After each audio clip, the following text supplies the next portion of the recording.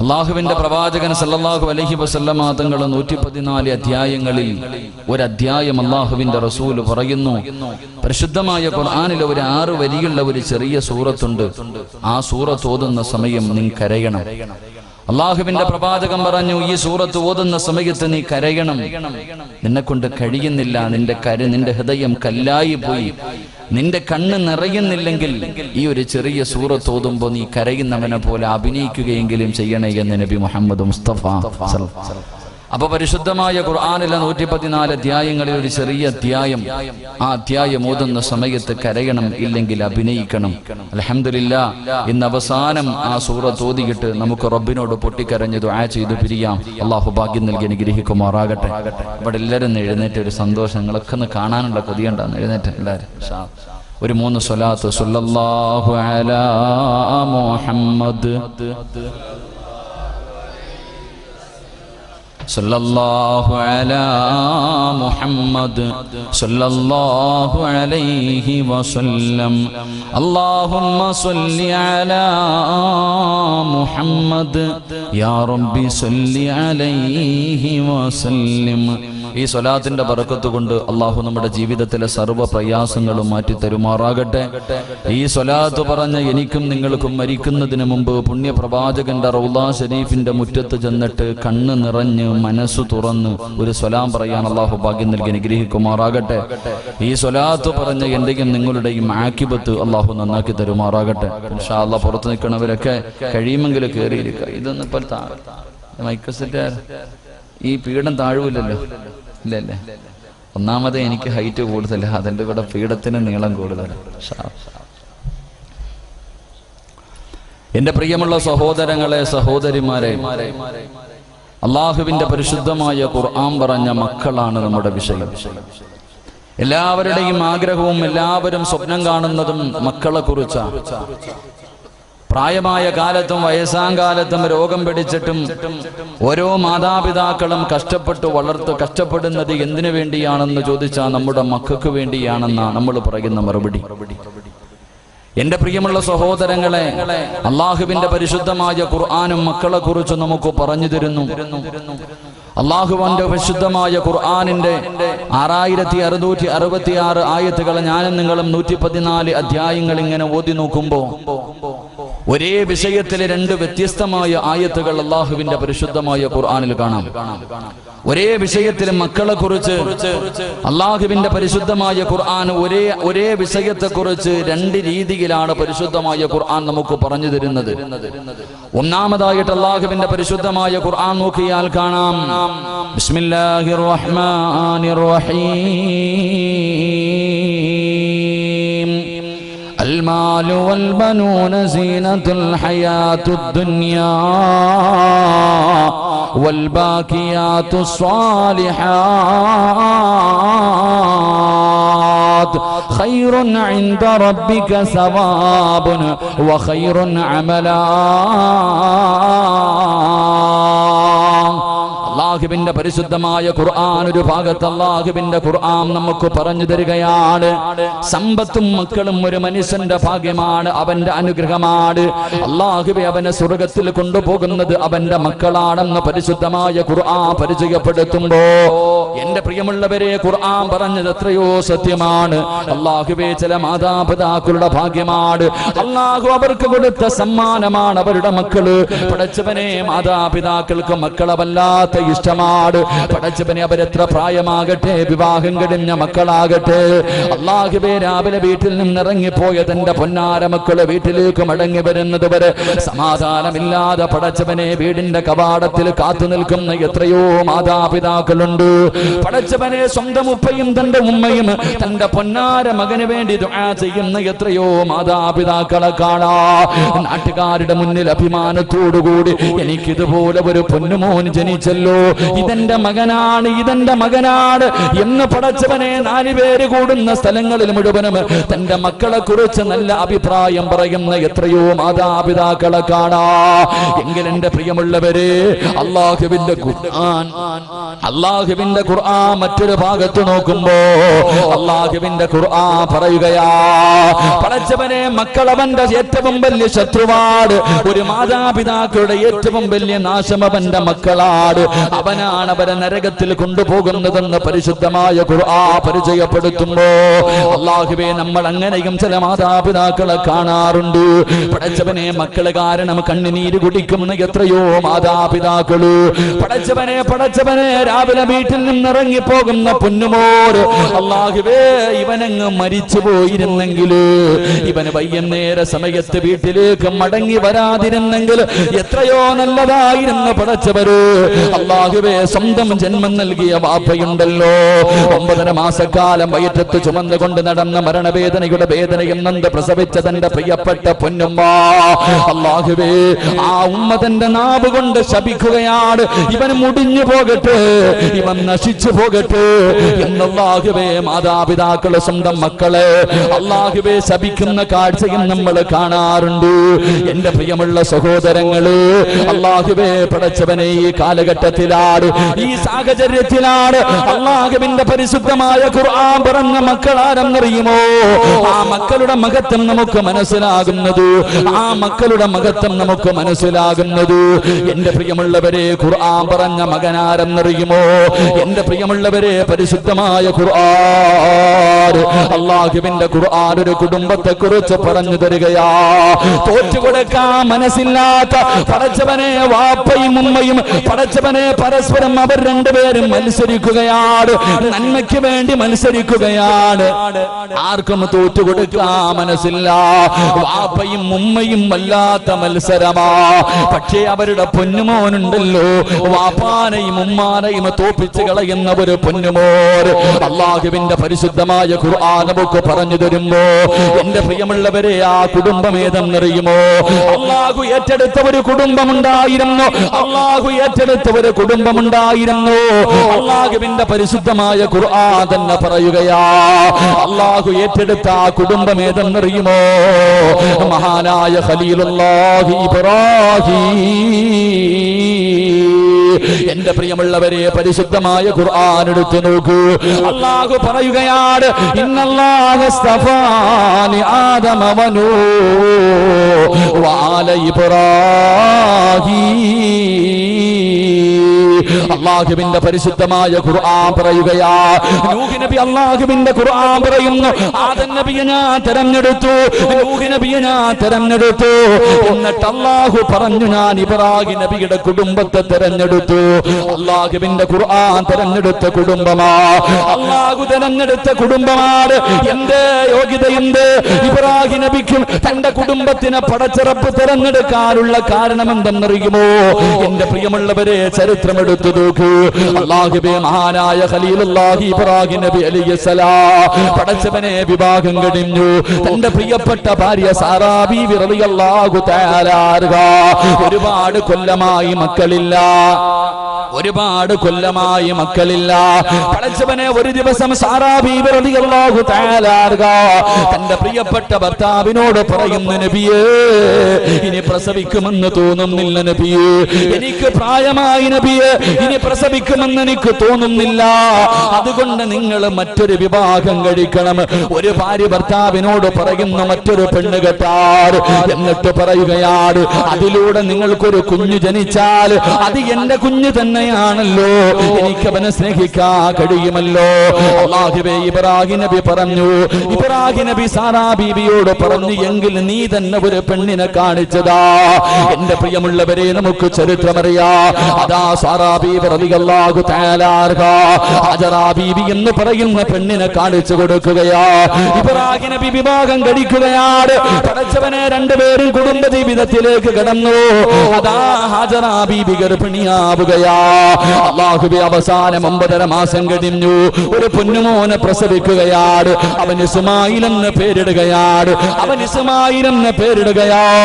അല്ലാഹുവേ, ഒരു ദിവസമുണ്ടല്ലോ, ഇബ്രാഹിം നബി പ്രസവിച്ച് കിടക്കുന്നതിന്റെ പ്രിയപ്പെട്ട ഭാര്യയായ ഹാജറ ബീവി റളിയല്ലാഹു തആല അൻഹയുടെ മുന്നിലേക്ക് കടന്നു ചെന്നിട്ടു അവിടെന്ന് പറയുന്നു, ഹാജറ, ഒരു യാത്രയ്ക്ക് പോകാൻ തയ്യാറെടുത്തോ? ഭർത്താവ് ഭാര്യയോട് പറഞ്ഞ് യാത്രയ്ക്ക് തയ്യാറെടുക്കാറ്, യാത്രയ്ക്ക് പോകാൻ തയ്യാറെടുക്കാൻ പറഞ്ഞപ്പോ ഹാജറ ബീവി പറഞ്ഞില്ല ഞാൻ പ്രസവിച്ച് കിടക്കുന്നവളാണെന്ന് പറഞ്ഞില്ല. എവിടേക്കാണ് പോകുന്നത് പോലും അവൾ ചോദിച്ചില്ല. ഭർത്താവ് ഒരുങ്ങാൻ പറഞ്ഞു. അനുസരണയുള്ള ഭാര്യ ഒരുങ്ങുകയാണ്. തന്റെ ചോരക്കുഞ്ഞിനെയും എടുത്തുകൊണ്ട് എന്റെ പ്രിയമുള്ളവരെ യാത്ര തുടങ്ങുകയാ. അവസാനം മക്കയിൽ ചെന്ന് സഫാ മർവ എന്ന് പറയുന്ന രണ്ട് മലകൾക്കിടയിൽ അല്ലാഹുവേ ഹാജറ ബീവിയെയും തന്റെ ചോരക്കുഞ്ഞിനെയും ഇറക്കി വിട്ടിട്ട് കുടിക്കാനുള്ള വെള്ളവും കാരക്കയും കൊടുത്തിട്ട് ഇബ്രാഹിം നബി സലാം പറഞ്ഞിട്ട് തിരിച്ചു പോവുകയാ. ഒരു പറവ് പോലുമില്ല. പടച്ചവനെ ആരാരുമില്ലാത്ത കൊടുമ്പനത്തിൽ തന്റെ പൊന്നുമോളെയും തന്റെ ഭാര്യയെയും കൊണ്ട് ഇറക്കി വിട്ടിട്ട് ഇബ്രാഹിം നബി തിരിച്ചു പോകുന്നു. ഒരുപാട് ചോദ്യങ്ങൾ ചോദിച്ചു, ഒന്നും മിണ്ടുന്നില്ല.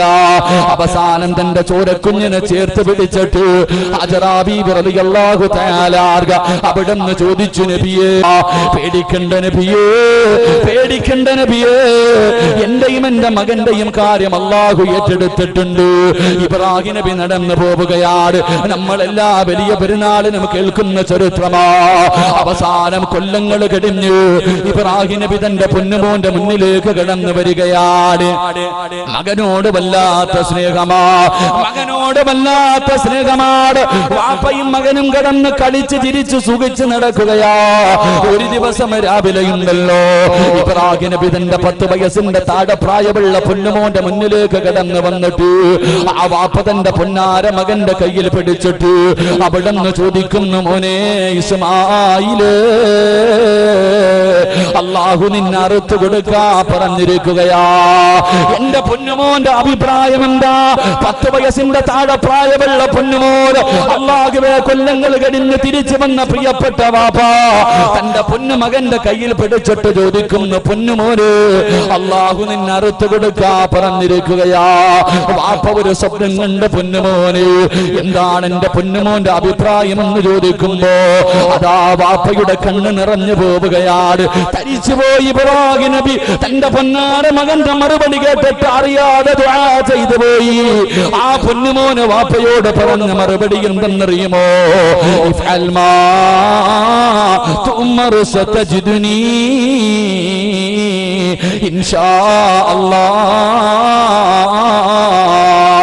അവിടെന്ന് പറഞ്ഞു കൊടുക്കുന്ന വാപ്പോ അല്ലാഹുവിന്റെ കൽപ്പന അനുസരിക്കുവാപ്പോ, അല്ലാഹു പറയുന്നതനുസരിക്കുവാപ്പോ. വിധിയുണ്ടെങ്കിൽ നാളെ പടച്ചവന്റെ സ്വർഗത്തിൽ വെച്ച് കാണാ. എന്റെ പ്രിയമുള്ളവരെ, ചരിത്രമറിയുന്നവരാ, തന്റെ പൊന്നാര മകനെ അറുക്കുന്നതിന് വേണ്ടി തയ്യാറെടുക്കുമ്പോ ആ 10 വയസ്സിന്റെ താഴെ പ്രായമുള്ള പൊന്നുമോർ തന്റെ വാപ്പയുടെ കയ്യിൽ പിടിച്ചിട്ട് പറയുന്ന, ഉപ്പാ എനിക്ക് 4 വസിയ്യത്തുണ്ട് വാപ്പാ, എനിക്ക് 4 വസിയ്യത്തുണ്ട് വാപ്പാ. ഇബ്രാഹിം നബി അത്ഭുതത്തോടെ ചോദിച്ചു, മോനെ ഇസ്മായിലേ, എന്റെ പൊന്നുമോന് പറയാനുള്ളതെന്താ? അവിടെ ഒന്നാമതായി പറയുന്ന, ഉപ്പാ എന്റെ കഴുത്ത് പിടിച്ച് എന്റെ കഴുത്ത് പിടിച്ച് തിരിച്ചു കടത്തിയിട്ട് എന്റെ പിരടിയിൽ വെച്ച് കത്തി വെച്ചറുക്കാൻ പാടുള്ളൂ. അറുക്കുന്ന സമയത്ത് എന്നെ കമഴ്ത്തി കടത്തിയിട്ട് അറുക്കാവൂ. അല്ലാഹുവേ, ഇബ്രാഹിം നബി അത്ഭുതത്തോടെ തന്റെ പൊന്നാര മകനോട് ചോദിക്കുകയാ, എന്റെ പൊന്നുമോന്, എന്റെ പൊന്നുമോന് പറയാനുള്ള കാരണം എന്താ? അവിടെ നിന്ന് പറയുന്നു, വാപ്പാ നിങ്ങൾക്ക് എന്നെ വല്ലാത്ത ഇഷ്ടമാ. അറുക്കുന്നതിന് വേണ്ടി എന്റെ കഴുത്തിലേക്ക് കത്തിവെക്കുമ്പോ എന്റെ മുഖം കണ്ട വാപ്പാനെ കൊണ്ടറുക്കാൻ കഴിയില്ല. അതുകൊണ്ട് എന്നെ കമഴ്ത്തി കിടത്തിയിട്ട് അറുക്കാൻ പാടുള്ളൂ. രണ്ടാമതായി പറഞ്ഞു, എന്റെ കയ്യും കാലും കെട്ടിയിടണ്, എന്റെ കയ്യും കാലും കെട്ടിയിട്ടിട്ട് ഉപ്പറുക്കാൻ പാടുള്ളൂ. എന്റെ പൊന്നുമോന്, വാപ്പാ എന്റെ കഴുത്ത് മുറിഞ്ഞിട്ട് മരണവേദന സഹിക്കാൻ കഴിയാതെ ഞാനെങ്ങാണം എന്റെ കയ്യും കാല് വിട്ടടിച്ചാ ഉപ്പാന്റെ കൈ വിറയ്ക്കുമല്ലോ. അല്ലാഹുവിന്റെ കൽപ്പന അനുസരിക്കാൻ കഴിയില്ലല്ലോ. എന്റെ കയ്യും കാലും എന്റെ വാപ്പയൊന്ന് കെട്ടിയിടണേ. മൂന്നാമതായി പറയുന്ന, ഉപ്പാ ഞാൻ ധരിച്ചിരിക്കുന്ന ഈ വസ്ത്രമുണ്ടല്ലോ, എന്റെ ഉമ്മാനെ കാണിക്കല്ലേ, എന്റെ ഉമ്മാനെ സഹിക്കാൻ കഴിയില്ല. എന്റെ രക്തം പുരണ്ട, എന്റെ രക്തം പുരണ്ട വസ്ത്രം കണ്ടാൽ എന്റെ ഉമ്മയ്ക്ക് സഹിക്കാൻ കഴിയില്ല. നാലാമതായി പറഞ്ഞു കൊടുക്കുകയാണ്, എന്നെ അറുത്തു കൊടുത്തിട്ട് വീട്ടിലേക്ക് മടങ്ങി ചെല്ലുമ്പോ എന്റെ സലാം എന്റെ ഉമ്മയോട് പറയണേ, എന്റെ ഉമ്മാനോട് ഞാൻ സലാം പറഞ്ഞെന്ന് പറയടൂ.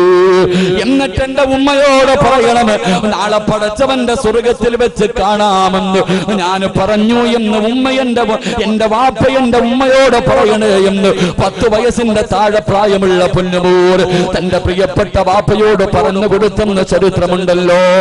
ഞാനും നിങ്ങളും ഓർമ്മ വെച്ച കാലം മുതൽ കേൾക്കുന്നവരാ. എത്ര കേട്ടാലും മതി വരൂല, എത്ര കേട്ടാലും മതി വരൂല. ഓരോ പ്രാവശ്യം ആ ചരിത്രം ഇങ്ങനെ കേൾക്കുമ്പോ മനസ്സിന്റെ ഉള്ളിൽ ഓരോ ഉപ്പയും ഉമ്മയും ചിന്തിച്ചു പോകാറുണ്ട്. പടച്ചുറപ്പേ, ഇതുപോലെ ഒരെണ്ണം എനിക്കും കിട്ടിയിരുന്നെങ്കിൽ, ഇതുപോലെ ഒരു മകന്, ഇതുപോലെ ഒരു മകള് എനിക്ക് കിട്ടിയിരുന്നെങ്കിൽ എത്രയോ നല്ലതായിരുന്നു പടച്ചവര് എന്നാഗ്രഹിക്കാത്ത മാതാപിതാക്കളില്ലല്ലോ. അതുകൊണ്ട് പാതിരാത്രി ഒരുമിച്ച് കൂടിയവരോട് അല്ലാഹുവേ, സ്വന്തം മക്കള് നന്നാകണമെന്ന് ആഗ്രഹമുള്ള മാതാപിതാക്കളുണ്ടല്ലോ.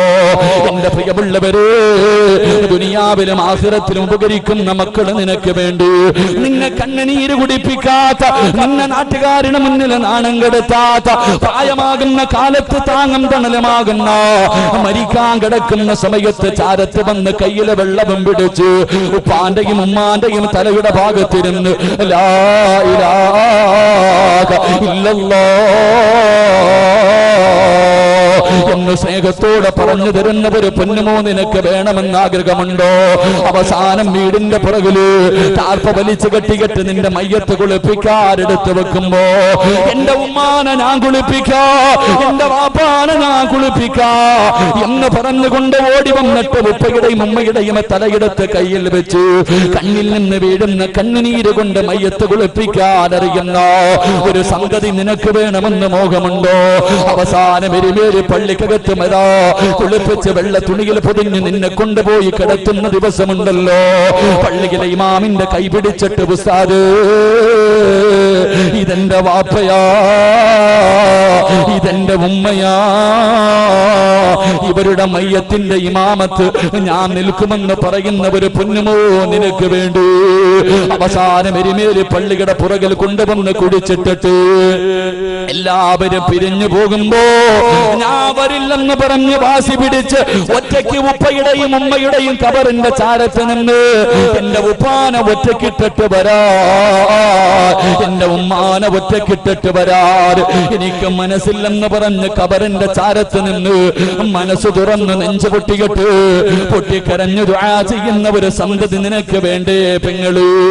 നാളെ പടച്ചവന്റെ പരലോകത്തേക്ക് കടന്നു ചെല്ലുമ്പോ സ്വർഗത്തിന്റെ കവാടത്തിന്റെ മുന്നിൽ അല്ലാഹു സ്വർഗത്തിലേക്ക് പോകടാ എന്ന അവസരം കൊടുക്കുമ്പോ അല്ലാഹുവേ ഞാൻ പോകില്ല പടച്ചവര്, എന്റെ വാപ്പയില്ലാതെ എന്റെ ഉമ്മയില്ലാതെ എനിക്കെന്ത് സ്വർഗമാ പടച്ചവര്, അവരില്ലാതെ ഞാൻ പോകില്ലെന്ന് പറഞ്ഞു സ്വന്തം മാതാപിതാക്കളെ കാത്തു നിൽക്കുന്ന ഒരു സ്വാലിഹായ സന്താനം നിനക്ക് വേണമെന്ന് ആഗ്രഹമുണ്ടോ? അതുകൊണ്ട് പാതിരാത്രി ഒരുമിച്ച് കൂടിയവരോട് സ്വാലിഹായ സന്താനം വേണോ? ദുനിയാവിലും ആഖിറത്തിലും ഉപകരിക്കുന്ന മക്കളെ വേണോ? അല്ലാഹുവിന്റെ ഖുർആൻ പറയുകയാ, അല്ലാഹുവിന്റെ ഖുർആൻ പറയുകയാ, ചില കാര്യങ്ങൾ ആര് തന്റെ ജീവിതത്തിൽ ചെയ്യുന്നുണ്ടോ അവന്റെ മക്കള് സ്വാലിഹീകളാകുമെന്ന് ആദരവായ പ്രവാചകൻ നബി മുഹമ്മദ് മുസ്തഫ സല്ലല്ലാഹു അലൈഹി വസല്ലം. അല്ലാഹു നമ്മുടെ മക്കളെയൊക്കെ സ്വാലിഹീങ്ങളിൽ പെടുത്തുമാറാകട്ടെ. അല്ലാഹു നമ്മുടെ മക്കളെയൊക്കെ സ്വാലിഹീങ്ങളിൽ പെടുത്തുമാറാകട്ടെ.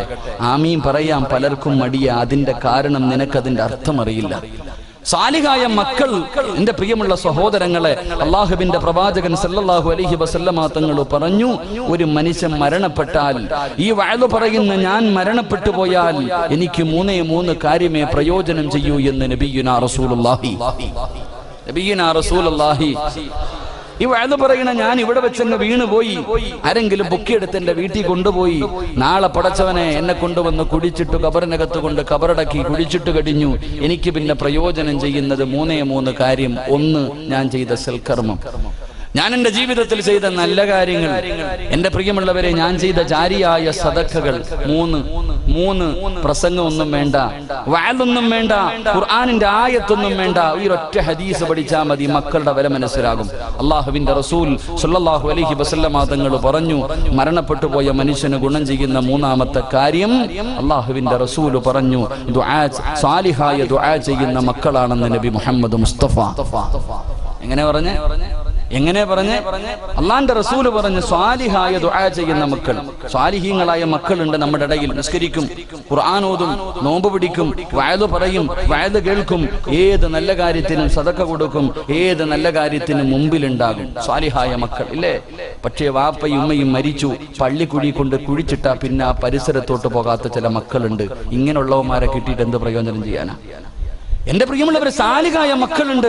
നിസ്കരിക്കും, ഹജ്ജ് ചെയ്തോ, ഉംറ ചെയ്തോ, ഏത് നല്ല കാര്യത്തിന് മുമ്പിലുണ്ടാകും. പക്ഷേ മാതാപിതാക്കൾ മരിച്ചു കഴിഞ്ഞാൽ പിന്നെ അവരുടെ ഭായി അങ്ങോട്ട് പോയിട്ട് കാര്യമില്ല എന്ന് ചിന്തിക്കുന്ന മക്കളെ കിട്ടിയിട്ട് എന്ത് കാര്യം? അതുകൊണ്ടാണ് അള്ളാഹുവിന്റെ റസൂല് പറഞ്ഞു, സ്വാലിഹായ ദുആ ചെയ്യുന്ന മക്കൾ എന്ന് നബി മുഹമ്മദ് മുസ്തഫ. സ്വാലിഹായ ദുആ ചെയ്യുന്ന മക്കൾ, മരിച്ചുപോയ മാതാപിതാക്കൾക്ക് വേണ്ടി ആത്മാർത്ഥമായി ദുആ ചെയ്യുന്ന മക്കൾ, അള്ളാഹു ആ കൂട്ടത്തിൽ പെടുത്തുമാറാകട്ടെ. ചിലരൊക്കെ താടിക്ക് നീളുണ്ടാകും, നിസ്കാര തഴമ്പുണ്ടാകും, കയ്യിൽ എപ്പോഴും തസ്ബീഹ് ഉണ്ടാകും, കാണാൻ വലിയ തങ്ങളെ പോലെ നടക്കും. പക്ഷേ അവന്റെ ഉമ്മയും ഉപ്പയും ഖബറിൽ കിടന്നിട്ട് യാചിക്കുമെന്ന് നബിയുനാ റസൂലുള്ളാഹി.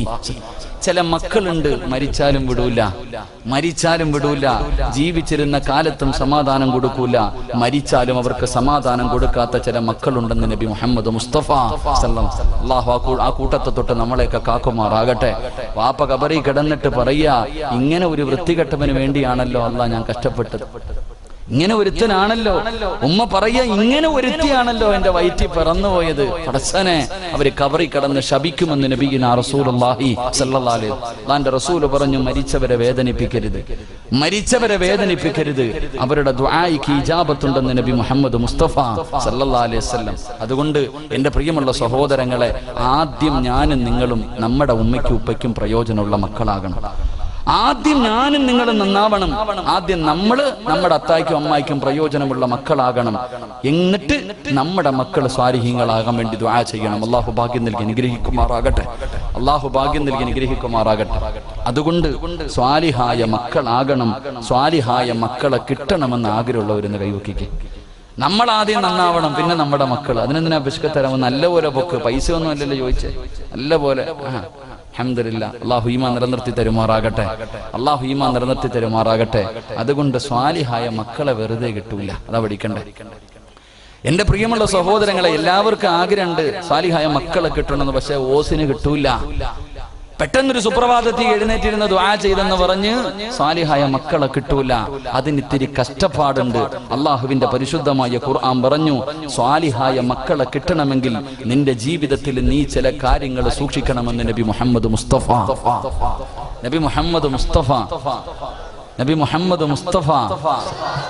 അല്ലാഹു ഭാഗ്യം നൽകി അനുഗ്രഹിക്കുമാറാകട്ടെ.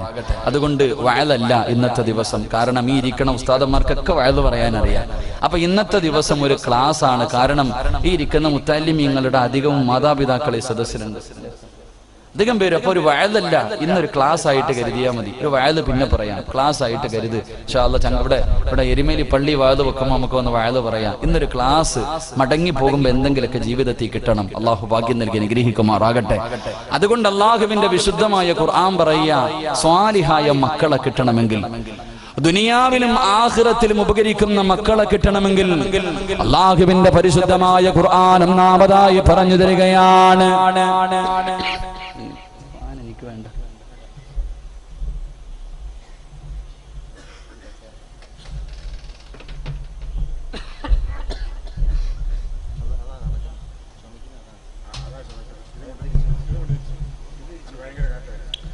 എനിക്ക് വേണ്ട. മൈക്ക് സെറ്റുകാരാ, ഒരല്പ സൗണ്ട്. ഞാന് ഹജ്ജ് കഴിഞ്ഞു വന്നിട്ട് 2 ദിവസമേ റെസ്റ്റ് എടുത്തിട്ടുള്ളൂ. ഇന്ന് 19ാമത്തെ ദിവസമായത്. നാളെ ഒരു ദിവസം ലീവുണ്ട്. അപ്പൊ നിങ്ങൾ ഇത്തിരി സൗണ്ട്. അൽഹംദുലില്ലാ, അല്ലാഹു ശബ്ദം നിലനിർത്തി തരുമാറാകട്ടെ. ഇന്ന് പറ മനുഷ്യന്മാരെ, അങ്ങാരുടെ അടയട്ടടാ എന്നല്ല, അല്ലാഹു ശബ്ദം നിലനിർത്തി തരുമാറാകട്ടെ. എന്റെ പ്രിയമുള്ള സഹോദരങ്ങളെ, ഒന്ന് വിവാഹം കഴിക്കാത്ത പ്രത്യേകിച്ച് മക്കളൊക്കെ, വിവാഹം കഴിക്കാത്ത ചെറുപ്പക്കാർ, വിവാഹം കഴിക്കാത്ത പെൺകുട്ടികൾ, മക്കളെ പ്രായപൂർത്തിയായി ഒരു വരനെ വേണം, ഒരു വധുവിനെ വേണമെന്ന് കാത്തിരിക്കുന്നവർക്ക് വേണ്ടിയാണ്. അള്ളാഹുവിന്റെ പരിശുദ്ധമായ ഖുർആൻ പറയുന്നു, ഒരു സ്വാലിഹായ സന്താനത്തെ കിട്ടണമെങ്കിൽ അള്ളാഹുവിന്റെ ഖുർആൻ പറഞ്ഞു, വൽ ബലദു തയ്യിബു യഖ്റുജു നബാതുഹു ബിഇദ്നി റബ്ബി. എന്റെ പ്രിയമുള്ള സഹോദരങ്ങളെ, ഒരു കർഷകൻ കൃഷി ഇറക്കാൻ ഉദ്ദേശിക്കുകയാണ്. ഒരു കർഷകൻ കൃഷി ചെയ്യാൻ ഉദ്ദേശിക്കുന്നു. അപ്പോൾ ആ മനുഷ്യൻ ആദ്യം നോക്കുന്നത്, ഈ സ്ഥലത്ത് കൃഷി ഇറക്കിയാൽ, വിത്തിറക്കിയാൽ വിളവ് കിട്ടുമെന്ന് ഉറപ്പുള്ള സ്ഥലത്തെ യഥാർത്ഥത്തിൽ ഒരു കർഷകൻ വിളവിറക്കാൻ തയ്യാറാവും. ഈ എരുമേലിയിൽ ഒരാൾ കടയിടാൻ തീരുമാനിച്ചു. ഈ സ്ഥലത്ത് കടയിട്ടാൽ ആ കട വിജയിക്കും. ഒരു 90, ഒരു 75% ഇവിടെ കച്ചവടം നടക്കും. ഇത് വിജയിക്കാൻ സാധ്യതയുണ്ടെന്ന് ഉറപ്പുള്ള സ്ഥലത്തെ ഒരു മനുഷ്യന് കടയിടാൻ തീരുമാനിക്കും. എന്റെ പ്രിയമുള്ളവരെ, അള്ളാഹുവിന്റെ ഖുർആൻ പറയുകയാ, അള്ളാഹുവിന്റെ പരിശുദ്ധമായ ഖുർആൻ പറയുന്നു, വൽ ബലദു തയ്യിബു യഖ്റുജു നബാതുഹു ബിഇദ്നി റബ്ബി. എന്റെ പ്രിയമുള്ളവരെ, അള്ളാഹുവിന്റെ ഖുർആൻ പറയുന്നു, നല്ല കൃഷിയിടത്തിൽ വിത്തിറക്കിയാല്, നല്ല പെരയിടത്തിൽ അള്ളാഹുവേ, നല്ല വസ്തുവിൽ അള്ളാഹുവേ നീ വിത്തിറക്കിയാലേ നിനക്ക് നല്ല വിളവ് കിട്ടൂ എന്ന് പരിശുദ്ധമായ ഖുർആൻ പറയുമ്പോ, എന്റെ പ്രിയമുള്ളവരെ, ഖുർആൻ പറയുകയാണ്, നിസാഉകും ഹർസുൽ ലക്കും വഅതൂ ഹർസകും. അള്ളാഹുവിന്റെ പരിശുദ്ധമായ ഖുർആൻ പറയുന്നു, പെണ്ണെന്ന് പറഞ്ഞാൽ കൃഷിയിടമാണ്, പെണ്ണെന്ന് പറഞ്ഞാൽ കൃഷിയിടമാണ്. അതുകൊണ്ട് പൊന്നുമോനെ, കൃഷി ഇറക്കുന്ന സമയത്ത് അള്ളാഹുവേ നല്ല കൃഷിയിടത്തല്ല, നല്ല പെരകിടം നോക്കിയിട്ട് വേണം കൃഷി ഇറക്കാൻ. എന്റെ പ്രിയമുള്ളവരെ, അള്ളാഹുവിന്റെ ഖുർആൻ പറയുകയാ, നല്ല ഉമ്മയുടെ വയറ്റിലെ നല്ല മക്കള് പിറക്കാറുള്ളൂ, നല്ല ഉമ്മമാരുടെ വയറ്റില് നല്ല മക്കള് പിറക്കാറുള്ളൂ. മോശമായ ഉമ്മയുടെ വയറ്റില് നല്ല മക്കള് പിറക്കാറില്ല. എന്റെ പ്രിയമുള്ള സഹോദരാ, മോനെ, പെണ്ണ് കെട്ടണമെന്നുള്ള മോഹം നിനക്ക് കടന്നു വരുമ്പോ, പെണ്ണ് കാണാൻ പോകുന്ന സമയത്ത് ആദ്യമായിട്ട് നീ ചിന്തിക്കേണ്ടത് എന്തെന്നറിയുമോ? അതുകൊണ്ടാണ് അല്ലാഹുവിന്റെ പ്രവാചകൻ പറഞ്ഞത്,